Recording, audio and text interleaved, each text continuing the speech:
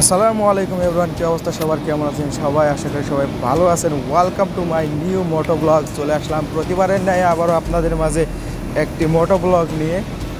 আজকে লালন শাহ হার্ডিং ব্রিজের উপরে সকালবেলা রাস্তা ফাঁকা হবে অনেক দিন পর, প্রায় 10,000 কিলো চালানোর পরে আমার টিভিএস রাইডার 125 নিয়ে আপনাদের সামনে চলে এসেছি স্পিড টেস্টের জন্য।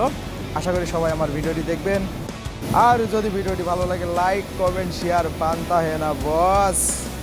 ততক্ষণ সবাই আমার সাথে থাকুন, ভিডিও দিয়ে দেখুন। আশা করি ভিডিওটি ভালো লাগবে।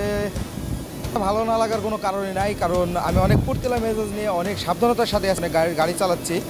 রাস্তা ফাঁকা না থাকলে হয়তো আপনাদেরকে এত সুন্দর একটা ভিডিও উপহার দিতে পারতাম না। আমি সর্বোচ্চ টপ স্পিড পাইলাম আজকে 110 পর্যন্ত উঠেছে। আমি ফার্স্ট যখন গাড়ি কিনেছিলাম তখন আমি স্পিড টেস্ট করেছিলাম 117 উপরে আমি উঠাতে পারি নাই। তাই টিভিএস রাইডার 125 যে 117 110 আজকে 2 বছর 10,000 কিলো চলার পরেও যে 110 টপ স্পিড পাচ্ছি, এটাই আলহামদুলিল্লাহ। অনেক সুন্দর একটি ভিডিও আপনাদের মাঝে উপহার দিলাম। ভালো লাগলে লাইক কমেন্ট শেয়ার করে পাশে থাকবেন। ইনশাআল্লাহ আপনাদের সাথে আমি আছি আব্দুল হাকিম, প্রিন্স হাকিম ব্লগস থেকে। দেখা হবে পরবর্তী কোনো ভিডিওতে। ততক্ষণ সবাই ভালো থাকবেন, সুস্থ থাকবেন। আল্লাহ হাফেজ।